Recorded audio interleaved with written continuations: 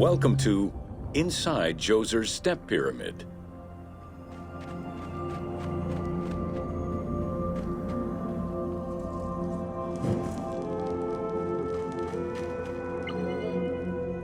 The architect of the Step Pyramid, Imhotep, was a man of great importance to Pharaoh Djoser and ancient Egyptians in general. The base of a statue of Djoser, discovered in 1926, celebrates Imhotep as a carpenter, sculptor, stonemaker, and chief of the seers. Little is known of Imhotep's day-to-day life. While he is credited for writing medical texts, it is for his role of architect that he is most famously known.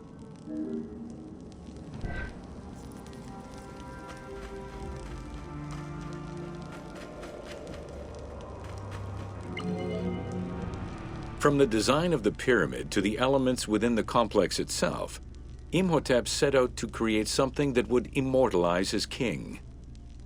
An architectural achievement, the Step Pyramid was made from stone blocks instead of mud brick. It was the first time Egyptians built a monument of that height. Imhotep explicitly intended for the stone to reflect natural materials. The funerary complex of Djoser remained famous throughout the centuries and millennia, and its great architect, Imhotep, was deified by ancient Egyptians during the late period.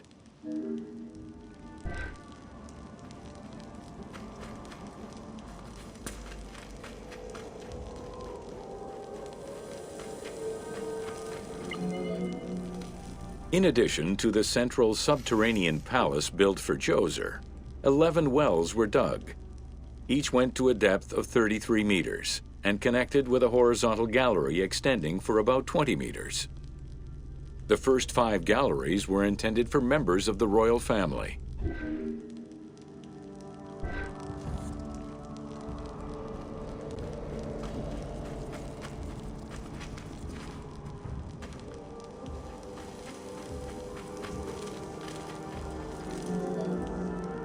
Two passages lead underground and branch off in 3 directions to various magazine galleries.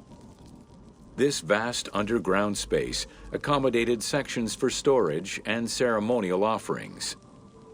One of the tunnels, starting on the east side of the pyramid, contained 40,000 stone vessels, many of them belonging to the king's ancestors.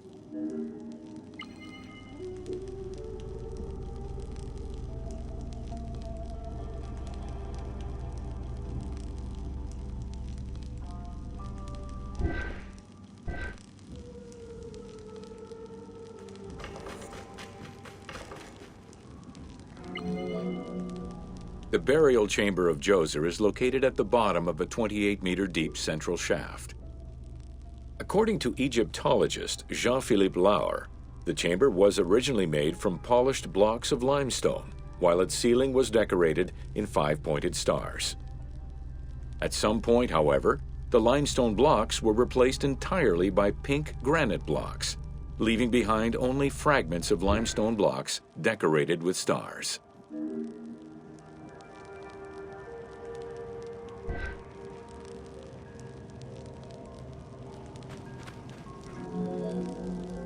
At the foot of the chamber are many tunnels going in all directions. This maze of tunnels, galleries, and chambers stretches over 5 kilometers. There are a number of dead ends and false doors. They may have been intended for the afterlife, rather than to fool thieves.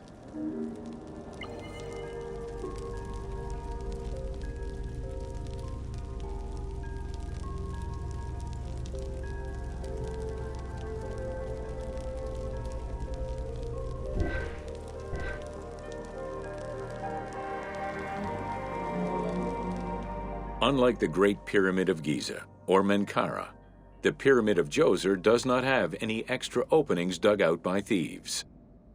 There was no need for them. Because of the easy access into the tunnels and along the corridors, thieves had little trouble clearing out the temples once inside. It is unknown when the mummy of Djoser was stolen. All that remained was a left foot, found by French Egyptologist Jean-Philippe Lauer in 1934. This architect, who devoted his whole life to meticulously exploring the complex, believed it belonged to Djoser.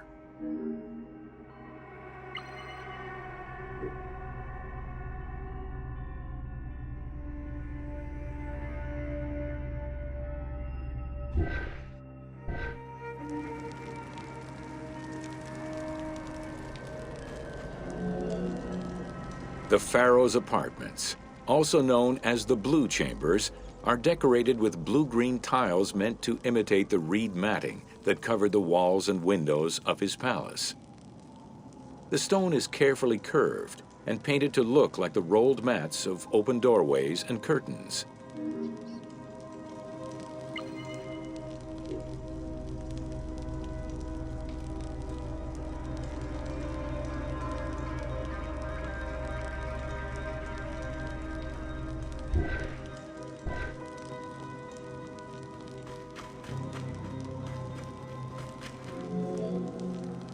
There are two long rooms running side by side along a north-south axis.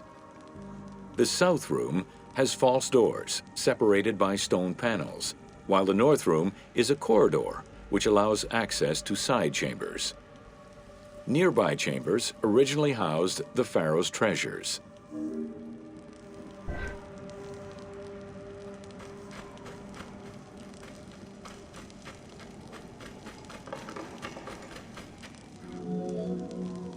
The door frames are made of fine limestone and carved with the king's name.